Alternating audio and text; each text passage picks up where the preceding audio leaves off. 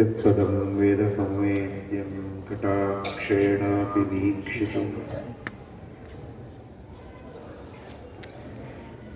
न क्षमन्ते विमतयस्तमुपासे श्रियःपतिम् मयि स्थितो पतङ्गेषु स्वतन्त्रो व्याप्तवान् हरिः स विष्णुश्चास्वतन्त्रं मां स्वेच्छया वर्तयत्यजः स्वात्मनस्तस्य पूजास्तुः मनोवाक्कायवृत्तयः ममैताः इति कर्तारम् उद्देश्यं च हरिं स्मरेत् धर्मविज्ञानवैराग्यपरमैश्वर्यशालिनः आनन्दतीर्थभगवत्पादान् वन्दे निरन्तरम् आनन्दतीर्थोपदिष्टो निधिर्नारायणः त्वयः प्रदर्शितो येन सम्यक् जयतीर्थं तमाश्रये नौमि न्यायसुधादिकृत्ययमुनीन् श्रीपादरत्सन्मणीन् व्यासार्यान् विविधागमर्थिविहरान् श्रीवादिराजानपि वन्दे हंसवरान् रघुत्तमगुरून् वैदग्ध्यवरान् निधीन् श्री सत्यव्रत राघवेन्द्र मुनिकान् सद्बोध सत्यानपान् सत्याविज्ञकराब्जोत्थान् पञ्चाशद्वर्षपूजकान् सत्यप्रमोदतीर्थार्यान् नौमि न्यायसुधारतान्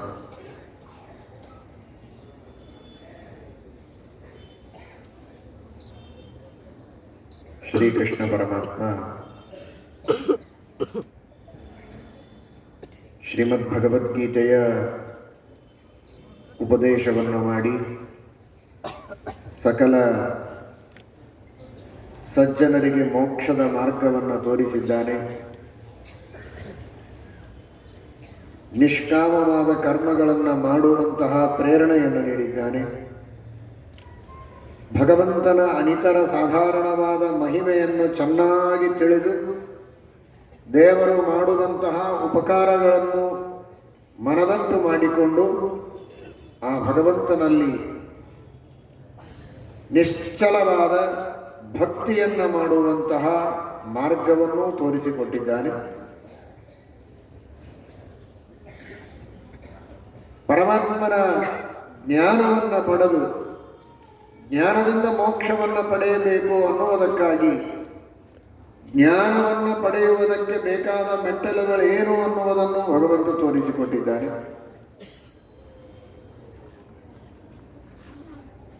ಎರಡು ದಿನಗಳಿಂದ ತಿಳಿತಾ ಇದ್ದೇವೆ ಜ್ಞಾನದ ಮೆಟ್ಟಲುಗಳನ್ನು. ಅಮಾನಿತ್ವಂ, ಅದಂಭಿತ್ವಂ, ಅಹಿಂಸಾ, ಕ್ಷಾಂತಿ, ಆರ್ಜವಂ, ಆಚಾರ್ಯೋಪಾಸನಂ, ಶೌಚಂ, ಸ್ಥೈರ್ಯಂ, ಆತ್ಮವಿನಿಗ್ರಹ.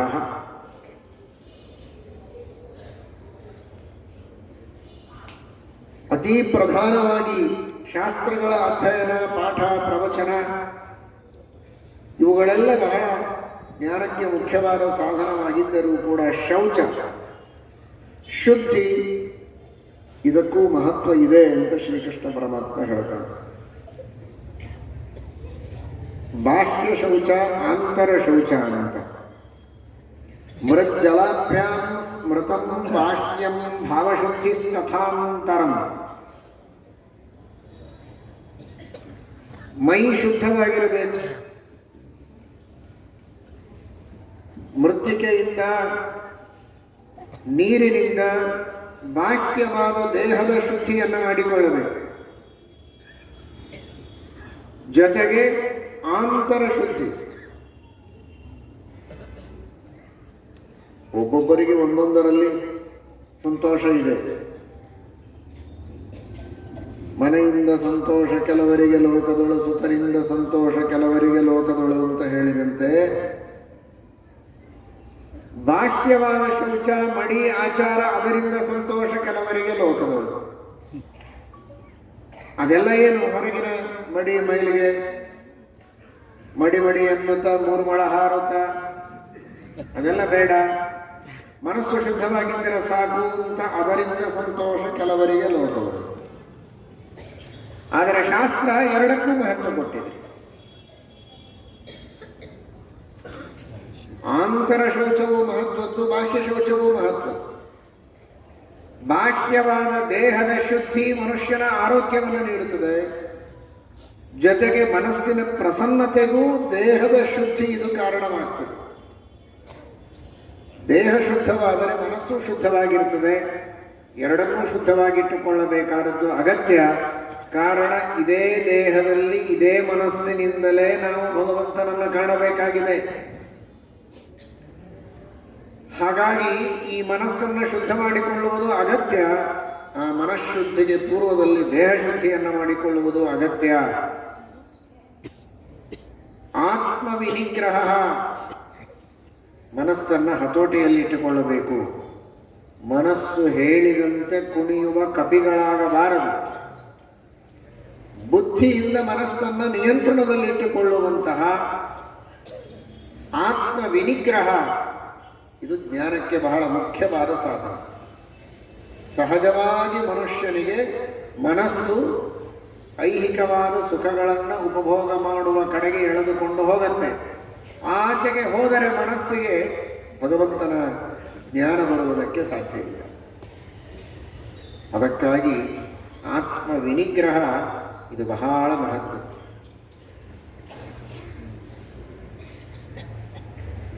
ಯತೋ ಯತೋ ನಿಶ್ಚಲತಿ ಮನಶ್ಚಂಚಲಮಸ್ಥಿರಂ ತತಸ್ತತೋ ನಿಯಮ್ಯೇತದ್ ಆತ್ಮನ್ನೇವ ವಶಂ ನಯೇತ್. ಇಂದ್ರಿಯಗಳು ಹಾಗೂ ಮನಸ್ಸು ವಿಷಯಗಳ ಕಡೆಗೆ ಹೋದಾಗ ಪುನಃ ಪುನಃ ಬುದ್ಧಿಯಿಂದ ಎಚ್ಚೆತ್ತು ನಾನು ತಪ್ಪು ದಾರಿಗೆ ಹೋಗ್ತಾ ಇದ್ದೇನೆ, ನನ್ನ ಗುರಿ ಇದಲ್ಲ, ಯಾವುದೋ ಆಲೋಚನೆ ಮಾಡುತ್ತಾ ದಾರಿ ತಪ್ಪಿ ಹೋದರೆ ಆಯಿತು ಬಂದಿದ್ದೇವಲ್ಲ ಹೋಗ್ಬಿಡೋಣ ಅಂತ ಹೋಗೋದಿಲ್ಲ ವಿವೇಕಿಯಾದ ಮನುಷ್ಯ. ನನ್ನ ಗುರಿಯೇ ಅಲ್ಲ ಇದು, ನಾನು ದಾರಿ ತಪ್ಪಿದ್ದೇನೆ ಅಂತ ಮತ್ತೆ ತಿರುಗಿ ಸರಿಯಾದ ದಾರಿಯನ್ನು ಕೇಳಿ ನೋಡಿ ಹುಡುಕಿಕೊಂಡು ಹೋಗುವವನು ಬುದ್ಧಿವಂತ. ಅದೇ ಪ್ರತ್ಯಾಹಾರ. ನನ್ನ ಗುರಿ ಭಗವಂತನ ಜ್ಞಾನ, ಆ ಭಗವಂತನ ಸಾಕ್ಷಾತ್ಕಾರದತ್ತ ಹೋಗುವ ನಾನು ಬೇರೆಯಲ್ಲಿಯೋ ಹೋಗ್ತಾ ಇದ್ದೇನೆ ಅಂತ ಎಚ್ಚರ ಬಂದಾಗೆಲ್ಲ ಸೆಳೆದುಕೊಂಡು ಮತ್ತೆ ಸರಿಯಾದ ದಾರಿಯಲ್ಲಿ ನಡೆದರೆ ಗುರಿಯನ್ನು ತಲುಪುವುದಕ್ಕೆ ಸಾಧ್ಯ ಇದೆ. ಈ ದೃಷ್ಟಿಯಲ್ಲಿ ಆತ್ಮವಿನಿಗ್ರಹ ಇಂದ್ರಿಯಾರ್ಥೇಷು ವೈರಾಗ್ಯಂ. ಇಂದ್ರಿಯಗಳ ವಿಷಯದಲ್ಲಿ ಶಬ್ದ ಸ್ಪರ್ಶ ರೂಪರಸ ಗಂಧಗಳು ಮನುಷ್ಯನನ್ನ ಸೆಳೆಯುತ್ತವೆ. ಅವನನ್ನು ನಿಸ್ಸತ್ವನನ್ನಾಗಿ, ನಿರ್ವೀರ್ಯನನ್ನಾಗಿ, ಅವಿವೇಕಿಯನ್ನಾಗಿ ಮಾಡುತ್ತದೆ. ಜಿಹ್ವೈಕತೋಚ್ಯುತ ವಿಕರ್ಷತಿ ಮಾವಿತೃಪ್ತ ಶಿಷ್ಣೋನ್ಯತಸ್ತ್ವಬುಧರಂ ಶ್ರವಣಂ ಕುತಶ್ಚಿತ್ ಘ್ರಾಣೋನ್ಯತಶ್ಚಪಲದೃಕ್ವಚ ಕರ್ಮ ಶಕ್ತಿರ್ಬಹ್ವ್ಯಃ ಸಪತ್ಯೈವ ಗೇಹ ಪತಿಂ ಲುನಂತಿ. ಒಂದೊಂದು ಇಂದ್ರಿಯಗಳು ಒಂದೊಂದು ವಿಷಯಗಳ ಕಡೆಗೆ ಎಳೆದರೆ ಒಬ್ಬ ವ್ಯಕ್ತಿ ಆ ಎಲ್ಲ ಇಂದ್ರಿಯಗಳಿಗೆ ಅವುಗಳ ಸೆಳೆತಕ್ಕೆ ಬಲಿಯಾಗಿ ಅನೇಕ ಶತ್ರುಗಳಿಂದ ಆಕೃಷ್ಟನಾದ ಒಬ್ಬ ವ್ಯಕ್ತಿ ಹೇಗೆ ಸಂತ್ರಸ್ತನಾಗಬೇಕೋ ಹಾಗೆ ಈ ಸಾಧಕ ತ್ರಸ್ತನಾಗ್ತಾನೆ, ಸಂತ್ರಸ್ತನಾಗ್ತಾನೆ, ಸಂಭ್ರಾಂತನಾಗ್ತಾನೆ. ಏನು ಮಾಡಬೇಕು ಅಂತ ಗೊತ್ತಾಗುವುದಿಲ್ಲ. ಅದಕ್ಕಾಗಿ ಅವುಗಳ ವಿಷಯಗಳಲ್ಲಿ ವೈರಾಗ್ಯವನ್ನು ತಾಳಬೇಕು. ಬದುಕಿಗಾಗಿ ಎಷ್ಟು ಬೇಕೋ ಅಷ್ಟು ವಿಷಯಗಳ ಸೇವನೆಯನ್ನು ಅವಶ್ಯವಾಗಿ ಮಾಡಬೇಕು. ಶ್ರೀಕೃಷ್ಣ ಪರಮಾತ್ಮ ಬಹಳ ಸುಂದರವಾಗಿ ಶಬ್ದವನ್ನು ಪ್ರಯೋಗ ಮಾಡಿ ನಮಗೆಲ್ಲ ತಿಳಿಸಿಕೊಟ್ಟಿದ್ದಾನೆ. ಇಂದ್ರಿಯಾರ್ಥೇಷು ವೈರಾಗ್ಯಂ. ಇಂದ್ರಿಯಗಳ ವಿಷಯವನ್ನು ಭೋಗ ಮಾಡುವ ಆಸಕ್ತಿಯನ್ನು ಕಡಿಮೆ ಮಾಡಿಕೊಳ್ಳಬೇಕು. ಜೊತೆಗೆ ಬದುಕಿಗಾಗಿ ಎಷ್ಟು ಬೇಕೋ ಅಷ್ಟು ವಿಷಯಗಳ ಉಪಭೋಗ ಮಾಡುವಾಗಲೂ ಕೂಡ ಮನಸ್ಸು ದೇವರ ಕಡೆಗಿರಬೇಕು. ದೇವರ ಮಹಿಮೆ, ದೇವರ ಸೃಷ್ಟಿ, ಇದೆಲ್ಲ ದೇವರ ಲೀಲೆ ಅನ್ನುವ ಚಿಂತನೆ ಬರಬೇಕು. ಇಂದ್ರಿಯಾರ್ಥೇಷು ವೈರಾಗ್ಯಂ. ವೈರಾಗ್ಯ ಶಬ್ದಕ್ಕೆ ಎರಡು ಅರ್ಥ ಇದೆ. ಒಂದು ಆಸಕ್ತಿ ಇಲ್ಲದೆ ಇರುವುದು ಅಂತ, ಇನ್ನೊಂದು ವಿಶೇಷವಾದಂತಹ ರಾಗ ಅಂದರೆ ಪ್ರೀತಿ. ವಿರಾಗ ಅನ್ನೋದಕ್ಕೆ ವಿಗತ ರಾಗ, ರಾಗ ಆಸಕ್ತಿಯನ್ನು ಕಳೆದುಕೊಳ್ಳುವುದು ಅಂತ. ಇನ್ನೊಂದು ವಿಶೇಷವಾದ ರಾಗ ಅಂತ. ರಾಗ ಅಂದರೆ ಅನುರಾಗ, ಪ್ರೀತಿ. ಯಾರಲ್ಲಿ? ಪರಮಾತ್ಮನ. ಸುಂದರವಾದ ಒಂದು ಶಬ್ದವನ್ನು ಕೇಳ್ತೇವೆ, ಹಾಡು ಕೇಳ್ತೇವೆ, ಆನಂದ ಆಗ್ತದೆ. ಆನಂದ ಪಟ್ಟು ಮಾತ್ರ, ಯಾವುದೋ ಹಾಡು ಕೇಳಿ ಸುಮ್ಮನೆ ಆನಂದ ಪಟ್ಟರೆ, ಅಥವಾ ಮಕ್ಕಳಾಡುವ ಮಾತುಗಳನ್ನು, ತೊದಲು ನುಡಿಗಳನ್ನು, ತನ್ನ ಪ್ರೀತಿಯ ಮಿತ್ರರಾಡುವ ಮಾತುಗಳನ್ನು ಕೇಳಿದಾಗ ಆನಂದ ಆಗ್ತದೆ ಅಂತ ಆನಂದ ಪಟ್ಟು ಮುಗಿಸಿದರೆ ಸಂಸಾರದಲ್ಲಿ ಮುಳುಗುತ್ತಾನೆ. ಅದೇ ಸಂದರ್ಭದಲ್ಲಿ ಎಂತಹ ಸುಂದರ ಶಬ್ದಗಳನ್ನು ದೇವರು ಸೃಷ್ಟಿ ಮಾಡಿದ್ದಾನೆ, ಎಂತಹ ಅದ್ಭುತವಾದ ಧ್ವನಿ. ಈ ವರ್ಣಾತ್ಮಕ ಶಬ್ದಗಳು ಅನಾದಿ ಕಾಲದಿಂದಲೂ ನಿತ್ಯವಾಗಿಯೂ ಉಳಿಯುವಂತೆ ದೇವರು ನಿಯಮನ ಮಾಡಿದ್ದಾನೆ. ಶಬ್ದ ಖೇ ಪೌರುಷಂ ಋಷು. ಇದು ವೈರಾಗ್ಯ. ಅಂದರೆ ನಮ್ಮ ಕಿವಿಗೆ ಬಿದ್ದದ್ದು ಶಬ್ದ. ಶಬ್ದ ಕಿವಿಗೆ ಬಿದ್ದ ಕೂಡಲೇ ನಮ್ಮ ತಲೆ ಓಡಿದ್ದು ಭಗವಂತನ ಕಡೆಗೆ. ಅದೇನು ಪರಮಾತ್ಮನ ಉಪಕಾರ, ಅದೆಂಥ ತತ್ವವನ್ನು ಸೃಷ್ಟಿ ಮಾಡಿದ್ದಾನೆ. ಈಗ ನೀವೆಲ್ಲ ಪ್ರವಚನವನ್ನು ಕೇಳ್ತಾ ಇದ್ದೇವೆ. ಭಗವದ್ಗೀತೆಯ ಅನೇಕ ತತ್ವಗಳನ್ನು ಅನೇಕ ವಿದ್ವಾಂಸರಿಂದ ಕೇಳ್ತಾ ಬಂದಿದ್ದೀರಿ. ಭಾಗವತಾದಿಗಳನ್ನು ಕೇಳ್ತೀರಿ, ಆನಂದ ಪಡ್ತೀರಿ, ಭಕ್ತಿಯನ್ನ ಪರಮಾತ್ಮನಲ್ಲಿ ವಿಶೇಷವಾಗಿ ಮಾಡ್ತೀರಾ. ಆ ಸಂದರ್ಭದಲ್ಲಿ ಭಕ್ತಿ ಬೆಳೆಯುವುದಕ್ಕೆ, ಜೀವನದಲ್ಲಿ ಒಂದು ದೊಡ್ಡ ಮಾರ್ಗದರ್ಶನ ನಮಗೆ ಸಿಗೋದಕ್ಕೆ, ತತ್ವಜ್ಞಾನವನ್ನು ಪಡೆದುಕೊಳ್ಳುವುದಕ್ಕೆ ಇದೊಂದು ಶಬ್ದವನ್ನು ಮಾಧ್ಯಮವಾಗಿ ದೇವರು ಕಲ್ಪಿಸಿಕೊಟ್ಟನಲ್ಲ. ಒಂದು ವೇಳೆ ಇದಿದ್ದಿದ್ದಿಲ್ಲ ಅಂದರೆ ನಮ್ಮ ಸ್ಥಿತಿ ಏನಾಗ್ತಾ ಇತ್ತು? ಜ್ಞಾನಿಗಳು ಜ್ಞಾನಿಗಳಾಗಿರ್ತಿದ್ರು, ಅಜ್ಞಾನಿಗಳು ಅಜ್ಞಾನಿಗಳಾಗೇ ಇರ್ತಿದ್ರು. ಜ್ಞಾನಿಗಳಲ್ಲಿರುವ ಜ್ಞಾನವನ್ನ ಅಜ್ಞಾನಿಗಳಿಗೆ ಮುಟ್ಟುವಂತೆ ಮಾಡುವುದಕ್ಕೆ ಮಾಧ್ಯಮ ಏನು? ನಮ್ಮೆಲ್ಲರ ಪರಿಸ್ಥಿತಿ ಏನಾಗ್ತಾ ಇತ್ತು? ಆದರೆ ದೇವರು ಅದಕ್ಕೊಂದು ಮಾಧ್ಯಮವನ್ನು ಕೊಟ್ಟ, ಅದೇ ಶಬ್ದ. ಹಾಗಾದರೆ ಇಂದ್ರಿಯಾರ್ಥೇಶು, ಶಬ್ದವನ್ನು ಕಿವಿಯಿಂದ ಕೇಳುವಾಗಲೂ ವೈರಾಗ್ಯಂ, ನಮಗೆ ವಿ ಅಂದರೆ ಪರಮಾತ್ಮ, ಆ ಭಗವಂತನಲ್ಲಿ ರಾಗ, ಪರಮಾತ್ಮನಲ್ಲಿ ಪ್ರೀತಿ ಬರಬೇಕು. ಎಂತಹ ಉಪಕಾರವನ್ನು ಮಾಡಿದೆಯಪ್ಪ ಶಬ್ದವನ್ನು ಸೃಷ್ಟಿ ಮಾಡಿ ಅಂತ. ಆಗ ಮನುಷ್ಯನಿಗೆ ಸಂಸಾರದಲ್ಲಿ ಆಸಕ್ತಿ ಬರುವುದಕ್ಕೆ ಸಾಧ್ಯವೇ ಇಲ್ಲ. ಏನೇ ವಿಷಯಗಳ ಸಂಪರ್ಕವಾದರೂ ಮನಸ್ಸು ದೇವರು. ಯತ್ರ ಯತ್ರ ಗತಿ ಮಮಾಸ್ತೆ ತತ್ರ ತೇಸ್ತು ಪದಾಂಬುಜಂ ಅಂತ. ನಮ್ಮ ಮನಸ್ಸು ಎಲ್ಲಿಯೇ ಹೋಗಲಿ, ನಮ್ಮ ಇಂದ್ರಿಯಗಳು ಎಲ್ಲಿಯೇ ಹೋಗಲಿ, ಅಲ್ಲಿ ಭಗವಂತನ ಚಿಂತನೆ ಬರುವುದಾದರೆ ಆಗ ಮನುಷ್ಯ ಗೆದ್ದಂತೆ. ಆ ಒಂದು ಅರ್ಥದಲ್ಲಿ ಇಂದ್ರಿಯಾರ್ಥೇಶು ವೈರಾಗ್ಯಂ. ಬಹಳ ಸುಂದರವಾದ ರಮಣೀಯವಾದಂತಹ ದೃಶ್ಯವನ್ನು ಕಣ್ಣಿನಿಂದ ನೋಡ್ತಾನೆ. ಒಳ್ಳೆ ಹೂವು, ಒಳ್ಳೆ ಗಿಡ, ಒಳ್ಳೆ ಸಮುದ್ರ, ಆಕರ್ಷಕವಾದಂತಹ ಪ್ರಕೃತಿಯ ಸೌಂದರ್ಯವನ್ನು ಕಂಡಾಗ ಆ ಪ್ರಕೃತಿಯ ಸೌಂದರ್ಯವನ್ನು ಸೃಷ್ಟಿ ಮಾಡಿದ ಪ್ರಾಕೃತವಾದ ಅದ್ಭುತವಾದಂತಹ ಈ ವಿವಿಧ ವಿಚಿತ್ರವಾದ ಸುಂದರವಾದ ವಸ್ತುಗಳ ರೂವಾರಿಯಾದ ಪರಮಾತ್ಮನ ಆ ಸೃಷ್ಟಿಯ ಕೌಶಲವನ್ನು ನೆನೆದು ಅಗಾಧ ಅಂತ ಅನಿಸಿದರೆ, ಆ ಭಗವಂತನಲ್ಲಿ ಭಕ್ತಿ ಬಂದರೆ ಆಗ ಅದು ಜ್ಞಾನ ಸಾಧನ. ಇಂದ್ರಿಯಾರ್ಥೇಶು ವೈರಾಗ್ಯಂ ಅಂದರೆ ಇದು. ಇದೇ ಕೊನೆಯದು ಅಂತ ಅದರಲ್ಲಿ ಮುಳುಗದಂತೆ ಪರಮಾತ್ಮನಲ್ಲಿ ನಮ್ಮ ಮನಸ್ಸು ಹೋಗಬೇಕು. ಒಂದು ವಸ್ತುವನ್ನು ಮುಟ್ಟಿದರೂ ಸರಿ, ನೋಡಿದರೂ ಸರಿ, ಶಬ್ದವನ್ನು ಕೇಳಿದರೂ ಸರಿ, ರಸವನ್ನು ಆಸ್ವಾದನೆ ಮಾಡಿದರೂ ಸರಿ, ಷಡು ರಸದ ಅನ್ನಕ್ಕೆ ನಲಿದಾಡುವ ಜಿಹ್ವೆ ಕಡು ರುಚಿಗೊಂಡರೆ ಆ ರುಚಿ ನಿನ್ನದಯ್ಯ. ಇದೇ ವೈರಾಗ್ಯ. ನಿಷಿದ್ಧವಾದ ವಸ್ತುಗಳನ್ನು ಉಪಭೋಗ ಮಾಡದಂತೆ, ವಿಹಿತವಾದದ್ದನ್ನು ಅತಿರೇಕದಿಂದ ಉಪಭೋಗ ಮಾಡದಂತೆ ಬಿಡೋದೊಂದು ವೈರಾಗ್ಯ. ಅಷ್ಟೇ ಅಲ್ಲ, ವಿಹಿತವಾದದ್ದನ್ನು ಭೋಗ ಮಾಡುವಾಗಲೂ ಅದು ದೇವರು ಮಾಡಿದ ಸೃಷ್ಟಿ, ಇದು ದೇವರ ಉಪಕಾರ ಅಂತ ದೇವರ ಸ್ಮರಣೆ ಬರುವುದುಂಟಲ್ಲ, ಅದು ನಿಜವಾದ ವೈರಾಗ್ಯ. ಕಡು ರುಚಿಗೊಂಡರೆ ಆ ರುಚಿ ನಿನ್ನದೆ, ಯವೈಕ್ಕದೆ ನೋಡಿದರೆ ಆ ನೋಟ ನಿನ್ನದೆ. ಈ ತರಹ ಆ ಭಗವಂತನ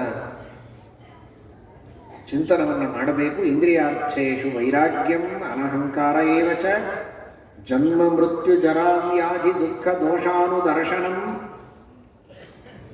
ವೈರಾಗ್ಯಕ್ಕೆ ಸಾಧನವನ್ನು ಹೇಳ್ತಾರೆ ಪರಮಾತ್ಮ. ವೈರಾಗ್ಯ ಬಂದರೆ ಜ್ಞಾನ, ವೈರಾಗ್ಯ ಬರೋದಕ್ಕೇನು ಮಾಡಬೇಕು ಅಂತ. ಜಗತ್ತಿನಲ್ಲಿ ಹುಟ್ಟು, ಸಾವು, ರೋಗ ಇವುಗಳೆಲ್ಲವನ್ನು ಚೆನ್ನಾಗಿ ಗಮನಿಸಬೇಕು. ಆ ಸಂದರ್ಭದಲ್ಲಿ ಆಗುವ ದುಃಖಗಳನ್ನೆಲ್ಲ ನೋಡಬೇಕು, ಕೇಳಬೇಕು, ಮೆಲುಕು ಹಾಕ್ತಾ ಇರಬೇಕಂತ. ಅತ್ಯಾಶ್ಚರ್ಯ ಏನು ಅಂತ ಕೇಳಿದಾಗ ಯುಧಿಷ್ಠಿರ ಯಕ್ಷ ಪ್ರಶ್ನೆಯಲ್ಲಿ ಉತ್ತರ ಕೊಟ್ಟನಲ್ಲ, ಹಾಗೆ ನಿತ್ಯದಲ್ಲಿ ಅಹನ್ಯಹನಿ ಭೂತಾನಿ, ಪ್ರತಿನಿತ್ಯವೂ ಸಾವಿರಾರು ಜನ ಸಾಯ್ತಾರೆ, ಅದನ್ನು ನೋಡ್ತಾ ಇರುತ್ತಾನೆ. ಆದರೂ ಈ ಮನುಷ್ಯನಿಗೆ ನಾನು ಮಾತ್ರ ಅಜರಾಮರ ಅಂತನ್ನುವಂತಹ ವಿಶ್ವಾಸ ಇರ್ತದಲ್ಲ, ಇದೇ ದೊಡ್ಡ ಆಶ್ಚರ್ಯ ಅಂತ. ಅಂತಹ ಅವಿವೇಕವನ್ನು ಬಿಟ್ಟು ಹುಟ್ಟುವ ಜನರನ್ನು, ಸಾಯುವ ಜನರನ್ನು, ರೋಗಿಗಳನ್ನು ನೋಡಿದಾಗ ಇದೇ ತರಹದ ರೋಗ, ಇದೇ ತರಹದ ಸಾವು, ಇದೇ ತರಹ ಮತ್ತೆ ಪುನರ್ಜನ್ಮ, ಇದು ತಪ್ಪಿದ್ದಲ್ಲ. ಇಂತಹ ದುಃಖ ಸಂಸಾರದಲ್ಲಿದೆ, ಈ ದುಃಖದಿಂದ ನನ್ನನ್ನು ನಾನು ತಪ್ಪಿಸಿಕೊಳ್ಳಬೇಕು ಅಂತಾದರೆ ಅದಕ್ಕೆ ನಾನು ಸರಿಯಾದಂತಹ ದಾರಿಯನ್ನು ಹುಡುಕಿಕೊಳ್ಳಬೇಕು ಅನ್ನುವ ಚಿಂತನ ನಿತ್ಯದಲ್ಲಿ ಒಂದು ನಿಮಿಷ ಬಂದು ಹೋದರೆ ಸಾಕು, ಮನುಷ್ಯನಿಗೆ ಸಾಧನೆಯ ಮಾರ್ಗದಲ್ಲಿ ಬಹಳಷ್ಟು ಮುಂದೆ ಹೋಗ್ತಾನೆ. ಜನ್ಮ ಮೃತ್ಯು ಜರಾ ವ್ಯಾಧಿ ದುಃಖ ದೋಷಾನುದರ್ಶನ. ಶ್ರೀಮದ್ ಭಾಗವತದಲ್ಲಿ ತೃತೀಯ ಸ್ಕಂದದಲ್ಲಿ ಕಪಿಲನಾಮಕ ಪರಮಾತ್ಮ ದೇವಹೂತಿಗೆ ಉಪದೇಶ ಮಾಡುವಾಗ ಅದಕ್ಕಾಗಿಯೇ ಗರ್ಭವಾಸದಲ್ಲಿ ಏನೇನು ದುಃಖಗಳಾಗ್ತದೆ ಅಂತ ಬಹಳ ವಿಸ್ತೃತವಾಗಿ ವರ್ಣನೆ ಮಾಡ್ತಾರೆ. ನಾನಾ ವಿಧವಾದ ಕ್ರಿಮಿ ಕೀಟಗಳು ಕಚ್ಚುತ್ತಾ ಇರ್ತವೆ, ಏನು ಮಾಡಲಿಕ್ಕೂ ಬರೋದಿಲ್ಲ. ಒಂದು ಹುಳ ಹತ್ತಿರ ಬಂದರೆ ಕೈ ಓಡುತ್ತದೆ. ಈಗ ಗರ್ಭದಲ್ಲಿದ್ದಾಗ ಏನು ಮಾಡಲಿಕ್ಕಾಗತ್ತೆ? ಏನು ಹುಳ ಕಚ್ಚಿದರು, ಏನು ಕಷ್ಟ ಆದರೂ, ಉಪ್ಪು ತಿಂದರು, ತಾಯಿ ಖಾರ ತಿಂದರು, ಹುಳಿ ತಿಂದರು, ಏನೇ ಕಷ್ಟ ಆದರೂ ಒಳಗಿದ್ದು ಇವನು ಸಹನೆ ಮಾಡೋದು ಬಿಟ್ಟರೆ ಇನ್ನೇನು ಉಪಾಯ ಇಲ್ಲ. ಕೈ ಕಾಲುಗಳನ್ನು ಚಾಚುವಂತಿಲ್ಲ, ತಲೆ ಮೇಲೆ ಎತ್ತುವಂತಿಲ್ಲ. ಈ ರೀತಿ ಗರ್ಭವಾಸದಲ್ಲಿ ದುಃಖವನ್ನು ಅನುಭವಿಸ್ತಾನೆ. ಹುಟ್ಟಿದ ಮೇಲೆ ನಾನಾ ವಿಧವಾದ ದುಃಖಗಳು, ರೋಗ ರುಜಿನಗಳು, ತಾಪತ್ರಯಗಳು, ಇವುಗಳೆಲ್ಲವನ್ನ ತನ್ನದೊಬ್ಬನದಲ್ಲ, ಅಕ್ಕಪಕ್ಕದ ಮನೆಯವರು, ಸುತ್ತಮುತ್ತಲಿದ್ದವರು ಎಲ್ಲರದನ್ನು ಹೆಚ್ಚಿನ ಕಾರ್ಯಭಾರ ಮಾಡಬೇಕು ಅಂತ ತಾತ್ಪರ್ಯವಲ್ಲ. ಆದರೆ ವೈರಾಗ್ಯ ಬರುವುದಕ್ಕೆ ಎಷ್ಟು ಬೇಕೋ ಅಷ್ಟು ಸಮಾಜದಲ್ಲಿ, ಸಂಸಾರದಲ್ಲಿ ಏನು ಕಷ್ಟ ಇದೆ, ದುಃಖ ಇದೆ ಅಂತ ತಿಳಿದು ಇದರಿಂದ ಮೇಲೆ ಬರೋದಕ್ಕೆ ನಾನು ಪ್ರಯತ್ನ ಮಾಡಬೇಕು ಅಂತನ್ನುವ ದೃಷ್ಟಿಯಲ್ಲಿ ಮನುಷ್ಯನ ಪ್ರಯತ್ನ ಇರಬೇಕು.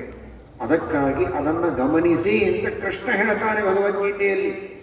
ಜನ್ಮ ಮೃತ್ಯು ಜರಾ ವ್ಯಾಧಿ ದುಃಖ ದೋಷಾನುದರ್ಶನಂ.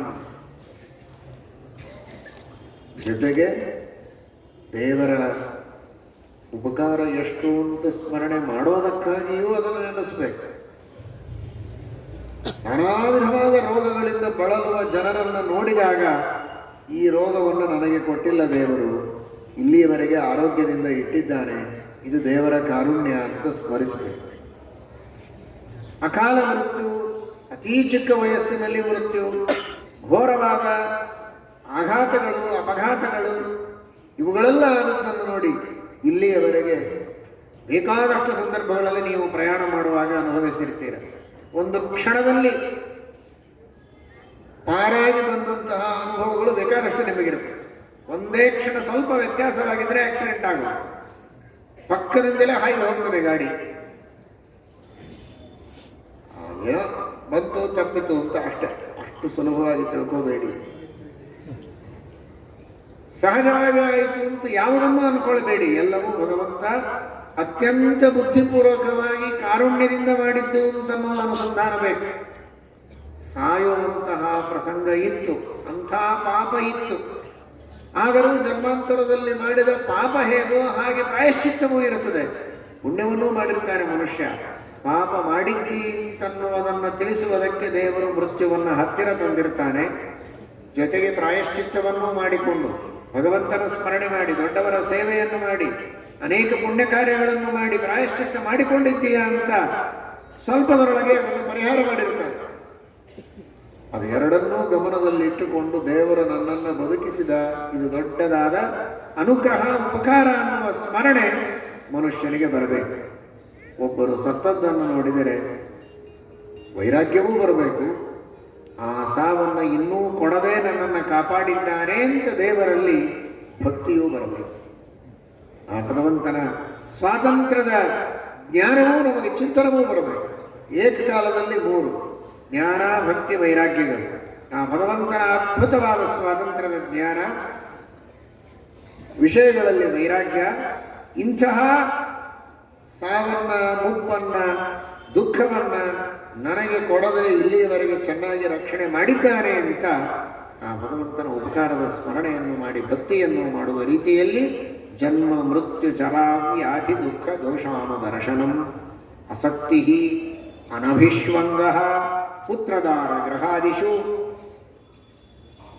ಸ್ನೇಹವನ್ನು ಮಾಡಬೇಡಿ, ಅಸಕ್ತಿ. ಕೂಡಲೇ ಹೇಳ್ತಾನೆ ಪರಮಾತ್ಮ, ಸರ್ವಥಾ ಸ್ನೇಹವನ್ನು ಮಾಡದೇ ಇರಲಿಕ್ಕೆ ಆಗೋದಿಲ್ಲ ಅಂದರೆ ತಕ್ಕ ಮಟ್ಟಿಗೆ ಮಾಡಿ. ಅನಭಿಷ್ವಂಗ, ಅತಿಯಾದ ಸ್ನೇಹವನ್ನಾದರೂ ಮಾಡಬೇಡ. ಸ್ನೇಹವನ್ನೇ ಮಾಡದೇ ಇರುವಂತಹ ಯೋಗ್ಯತೆ ಬಹಳ ದೊಡ್ಡದು. ಆ ಮಟ್ಟವನ್ನು ಮುಟ್ಟುವುದಕ್ಕೆ ಸಾಧ್ಯವಿಲ್ಲ ಅಂದರೆ ಅನಭಿಷ್ವಂಗ, ಅತಿಪಕ್ವವಾದ ಸ್ನೇಹ, ಅತೀ ಸುದೃಢವಾದಂತಹ ಗಾಢವಾದ ಸ್ನೇಹ, ದೇವರನ್ನು ಮರೆಯುವಷ್ಟು, ಧರ್ಮವನ್ನು ಮರೆಯುವಷ್ಟು, ಕರ್ತವ್ಯ ಕರ್ಮದ ಪ್ರಜ್ಞೆಯೇ ಇಲ್ಲದಂತೆ ಮೂಢರಾಗಿ ಹೋಗುವ ರೀತಿಯಲ್ಲಿ ಅತಿ ಸ್ನೇಹ ಮಾಡುವುದನ್ನಾದರೂ ಬಿಡು. ಅನಭಿಷ್ವಂಗ ಪುತ್ರದಾರ ಗೃಹಾದಿಷು. ಎಷ್ಟು ಬೇಕೋ ಅಷ್ಟು ಆಸಕ್ತಿ ಇರಲಿ. ಕರ್ತವ್ಯ ಕರ್ಮದಲ್ಲಿ ಲೋಪ ಆಗಬಾರದು. ವೃದ್ಧೌ ಚ ಮಾತಾಪಿತರೌ ಸಾಧ್ವೀ ಭಾರ್ಯ ಸುತ ಶಿಶು ಅಪ್ಯಕಾರ್ಯಶತಂ ಕೃತ್ವಾ ಭರ್ತವ್ಯ ಮನುರಬ್ರವೀತ್. ತಂದೆ ತಾಯಿಗಳ ಸೇವೆ ಮಾಡಬೇಕು, ಹೆಂಡತಿ ಮಕ್ಕಳ ರಕ್ಷಣೆಯನ್ನು ಮಾಡಬೇಕು. ಕರ್ತವ್ಯ ಕರ್ಮಗಳಲ್ಲಿ ಲೋಪ ಆಗುವಂತೆ ಇಲ್ಲ.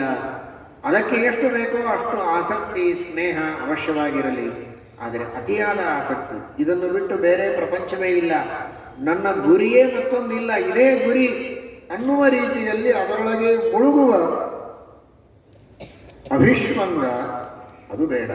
ಅಸಕ್ತಿರನಭಿಷ್ವಂಗ ಪುತ್ರದಾರ ಗೃಹಾದಿಷು ನಿತ್ಯಂಚ ಸಮಚಿತ್ತತ್ವಮಿಷ್ಟಾನಿಷ್ಟೋಪಪತ್ತಿಷು.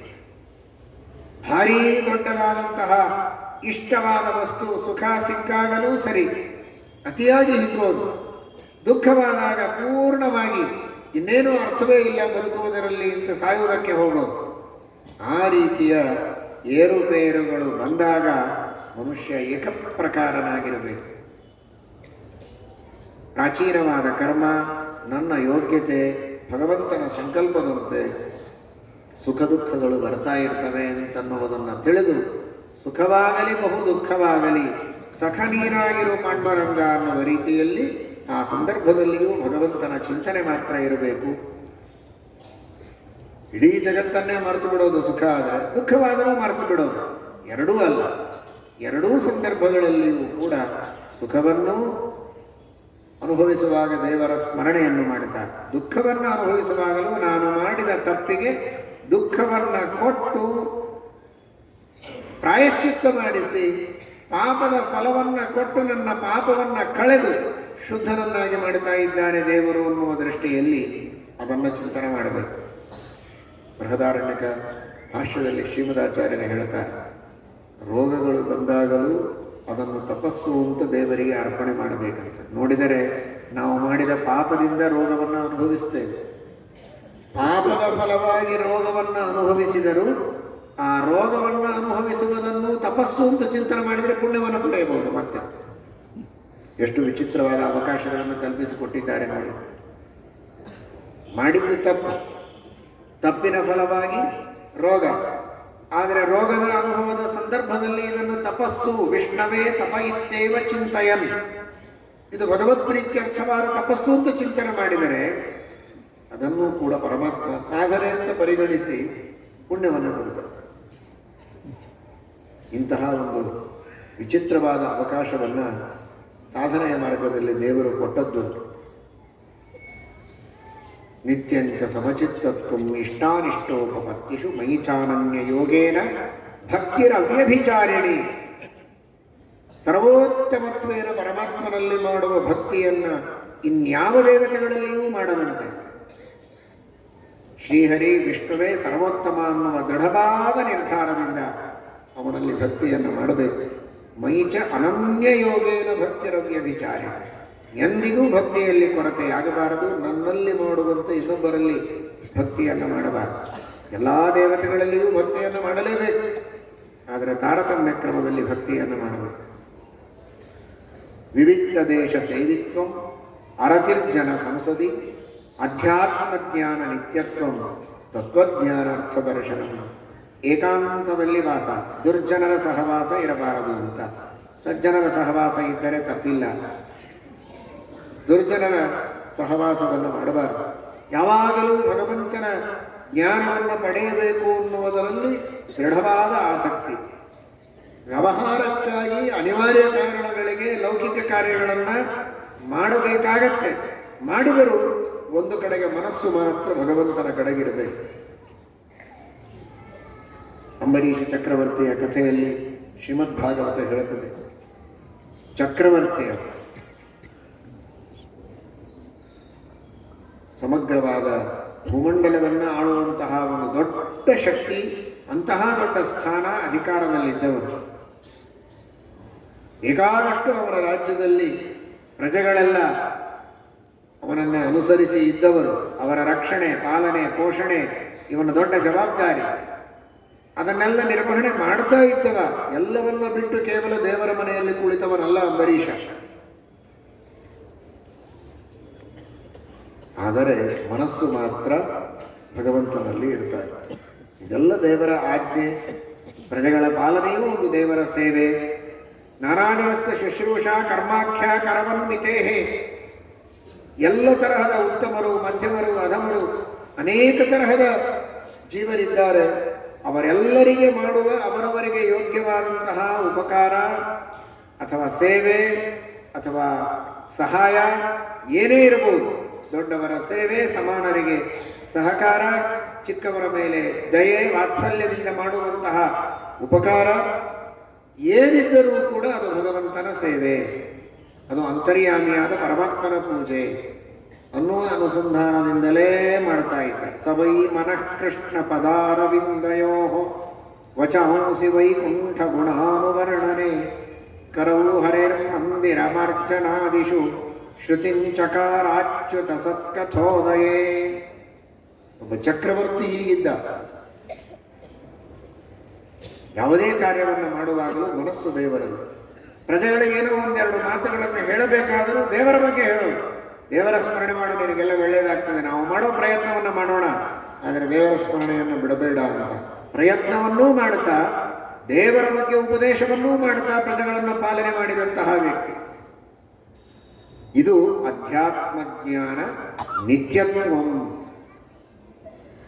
ಅಧಿಕಾತ್ಮನಾದ ಸರ್ವೋತ್ತಮನಾದ ಆ ಭಗವಂತನ ಜ್ಞಾನದಲ್ಲಿ ನಿಯತನಾಗಿ ಇರಬೇಕು. ಅಂದರೆ ಜ್ಞಾನ ಬರುತ್ತೆ. ಹೊರತು ಯಾವಾಗೋ ಒಂದು ಸಲ ದಿನಕ್ಕೊಮ್ಮೆ ನಾವು ದೇವರ ಸ್ಮರಣೆ ಮಾಡುತ್ತೇವೆ ಅಂದರೆ ಇನ್ನೂ ಜ್ಞಾನ ಬಹಳ ದೂರ ಇದೆ ಅಂತ ಅರ್ಥ. ಸಿಗತ್ತೆ ಜ್ಞಾನ, ಆದರೆ ಇನ್ನೂ ಬಹಳ ದೂರ ಇದೆ, ಹತ್ತಿರ ಬಂದಿಲ್ಲ ನಾವು ಅಂತ ಅರ್ಥ. ತತ್ವಜ್ಞಾನಾರ್ಥ ದರ್ಶನ. ಆ ಭಗವಂತನ ತತ್ವಜ್ಞಾನವನ್ನು ಪಡೆಯುವುದಕ್ಕೆ ನಿರಂತರ ಶಾಸ್ತ್ರಾವಲೋಕನ, ಶಾಸ್ತ್ರ ಅವಮರ್ಶನವನ್ನು ಮಾಡಬೇಕು, ಚಿಂತನವನ್ನು ಮಾಡಬೇಕು. ವೇದಗಳ, ಇತಿಹಾಸಗಳ, ಪುರಾಣಗಳ ಶ್ರವಣವನ್ನು ಮಾಡಿ ಮುಗಿಸಿದ್ದೇವೆ ಅಂತ ಕೃತಕೃತ್ಯರಾಗಬಾರದು. ಬೇಕಾದಷ್ಟು ಸಲ ಭಾಗವತ ಸಪ್ತಾಹ ಕೇಳಿದ್ದೇವೆ ಸಾಕಿನ್ನು ಅಂತ. ನಿರಂತರವಾಗಿ ಶಾಸ್ತ್ರಗಳ ಚಿಂತನವನ್ನು ಮಾಡುತ್ತಾ ಇದ್ದರೆ ಏತದ್ ಜ್ಞಾನಮಿತಿ ಪ್ರೋಕ್ತಂ.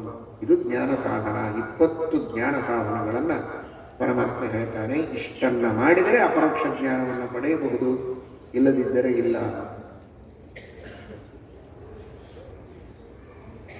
ಇದೆಲ್ಲ ಜ್ಞಾನದ ಸಾಧನಗಳು.